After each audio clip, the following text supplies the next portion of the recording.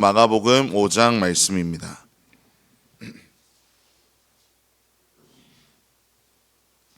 마가복음 5장 1절부터 20절까지의 말씀입니다. 마가복음 5장 1절부터 20절까지 말씀을 저와 성도님들이 한 절씩 교독하고 마지막 절은 함께 읽겠습니다. 예수께서 바다 건너편 거라사인의 지방에 이르러 배에서 나오심에 곧 더러운 귀신 들린 사람이 무덤 사이에서 나와 예수를 만나니라. 그 사람은 무덤 사이에 거처하는데 이제는 아무도 그를 쇠사슬로도 맬 수 없게 되었으니 이는 여러 번 고랑과 쇠사슬에 매였어도 쇠사슬을 끊고 고랑을 깨뜨렸습니다. 그리하여 아무도 그를 제어할 힘이 없는지라. 밤낮 무덤 사이에서나 산에서나 늘 소리 지르며 돌로 자기의 몸을 해치고 있었더라. 그가 멀리서 예수를 보고 달려와 절하며 큰 소리로 부르짖어 이르되 지극히 높으신 하나님의 아들 예수여, 나와 당신이 무슨 상관이 있나이까? 원하건대 하나님 앞에 맹세하고 나를 괴롭히지 마옵소서 하니, 이는 예수께서 이미 그에게 이르시기를 더러운 귀신아 그 사람에게서 나오라 하셨습니다. 이에 물으시되 내 이름이 무엇이냐? 이르되 내 이름은 군대니 우리가 많음이니이다 하고 자기를 그 지방에서 내보내지 마시기를 간구하더니 마침 거기 돼지의 큰 떼가 산 곁에서 먹고 있는지라. 이에 간구하여 이르되 우리를 돼지에게로 보내어 들어가게 하소서 하니, 허락하신데 더러운 귀신들이 나와서 돼지에게로 들어가매 거의 2,000마리 되는 떼가 바다를 향하여 비탈로 내리다라 바다에서 몰사하거늘 치던 자들이 도망하여 읍내와 여러 마을에 말하니 사람들이 어떻게 되었는지를 보러 와서 예수께 이르러 그 귀신 들렸던 자 곧 군대 귀신 집혔던 자가 옷을 입고 정신이 온전하여 앉은 것을 보고 두려워하였더라. 이에 귀신 들렸던 자가 당한 것과 돼지의 일을 본 자들이 그들에게 알림해 그들이 예수께 그 지방에서 떠나시기를 간구하더라.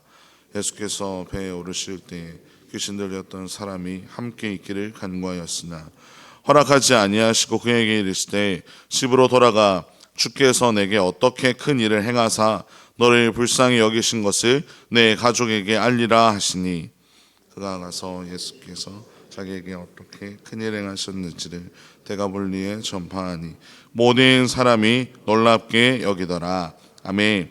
어제 본문에서 예수님께서 갈릴리 바다 건너편으로 가신 이유는 바로 오늘 본문에 등장하는 이 거라사인의 지방에 있는 귀신 들린 사람을 만나기 위함이었습니다. 그는 무덤 사이에 머물고 있었는데 아무도 그를 제어하지 못하는 상태였습니다. 밤낮으로 소리를 지르면서 자신의 몸을 해치고 있었던 사람이 바로 이 사람의 모습이었습니다. 그때 예수님이 그 사람 앞에 나타납니다. 예수님을 만나자 이 귀신 들린 사람 안에 있던 군대 귀신이 자신이 이곳을 떠나지 않도록 해달라고, 돼지떼에 들어가게 해달라고 요청하였고 예수님은 그것을 허락해 주셨습니다. 귀신이 돼지떼에 들어가자 거의 2,000마리가 되는 돼지들이 바다로 달려들어 몰사하게 되었습니다. 이 소문이 그곳에 있던 사람들에게 전해지게 됩니다. 그 돼지를 치던 사람들, 그리고 그 지역에 사는 모두에게 전해지게 되었는데 그들은 예수님에게 한 가지를 요청하였습니다. 바로 이 지역을 떠나달라는 요청이었습니다.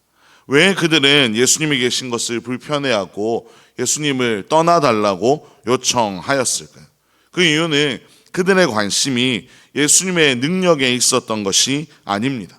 귀신 들린 사람이 고쳐지는 것에 그들의 관심이 있었던 것도 아닙니다. 오직 그들의 관심은 자신들이 입은 경제적 손실에 있었습니다. 수많은 돼지들이 죽어가는 것을 보면서 예수님이 이곳에 더 머문다면 이러한 일이 또 일어날까 걱정하는 마음에 예수님께 떠나달라고 요청한 것입니다. 오랜 시간 동안 귀신 들려 고통하고 있었던 그 사람이 어떻게 고쳐지게 되었는지, 그것을 고치신 예수님의 능력에 전혀 관심을 기울이지 않았습니다. 이 시대를 살아가는 이들 중에도 하나님에게 관심을 두지 않고 이런 반응을 보이는 사람들이 있습니다. 눈앞에 아주 작은 이익 때문에 눈이 멀어 예수님을 외면하는 사람들이 있습니다. 예수님이 우리의 삶을 주관하시고 우리의 삶을 가장 선한 길로 인도하기를 원하시는데 내가 생각하는 유익만을 주장하면서 예수님을 외면하는 자들이 있는 것입니다. 그런데 모두가 그렇게 살아가는 것은 아닙니다. 오늘 본문에서도 단 한 사람은 예수님을 외면하지 않고 예수님과 함께 하기를 원하는 사람이 있었습니다. 바로 귀신 들렸다가 고침받은 사람이었습니다. 그는 자신의 귀신으로부터 자유하게 해주신 예수님의 권세, 그 능력 앞에 무릎을 꿇었습니다.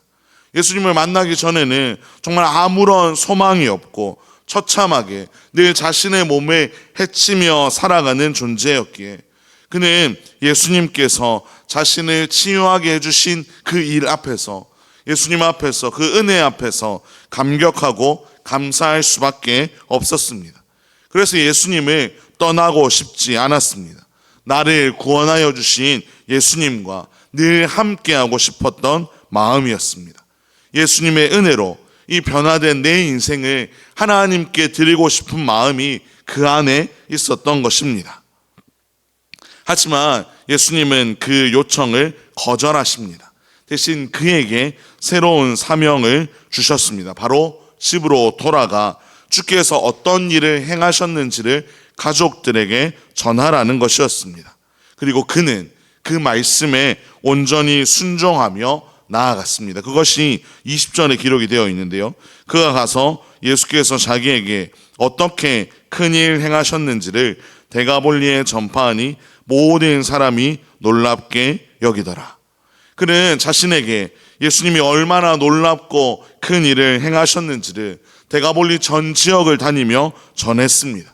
그리고 그의 간증을 들은 수많은 사람들이 그것을 놀랍게 여기게 된 것입니다.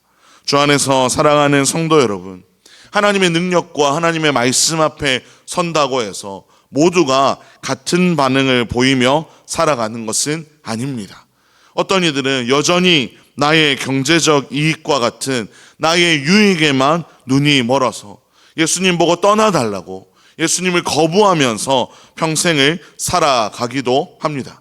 또 반대로 어떤 이들은 예수님이 우리의 삶에 베풀어 주신 그 은혜로 말미암아 감사하고 감격하며 그 은혜를 나누기 위해 삶을 드리기도 하는 것입니다.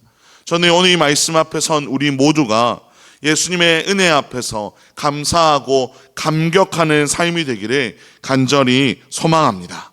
그리고 나만 그것을 누리며 살아가는 것이 아니라 우리에게 세상 그 어떤 것과도 비교할 수 없는 복된 소식을 전해주신 것을 기억하며 우리에게 복음 전하는 삶을 살아가라고 말씀하신 것을 기억하며 여전히 죄의 멍에에 매여 고통하고 있는 영혼들에게 우리의 삶을 통해 우리의 입술을 통해 그 복음을 전하는 우리의 삶이 되기를 주님의 이름으로 축원합니다. 기도하겠습니다. 하나님 아버지, 죄의 권세에 매여 있던 우리를 주님의 자녀 삼아주시고 하나님을 아버지라 부르며 살아갈 수 있게 하시니 감사를 드립니다. 예수님의 놀라운 능력 앞에서 그저 자신의 이익만을 주목하며 예수님께 떠나달라고 요청하는 사람들처럼 우리가 살아가지 않도록 하나님 우리의 삶을 날마다 붙들어 주시옵소서. 우리가 하나님의 은혜를 바르게 아는 그런 성도가 되게 하여 주시옵소서. 하나님 간절히 바라기는 우리 주위에 여전히 수많은 고통으로 인해 절망하고 낙심하고 있는 이들을 기억하여 주셔서 그들의 삶 가운데 다시 한번 하나님의 특별한 은혜가 있게 하여 주시옵소서. 우리가 그 은혜를 함께 누리며 함께 찬양하며 살아가는 우리의 삶이 되도록 주님 함께하여 주시옵소서. 이 모든 말씀 우리 주 예수 그리스도의 이름으로 기도합니다. 아멘.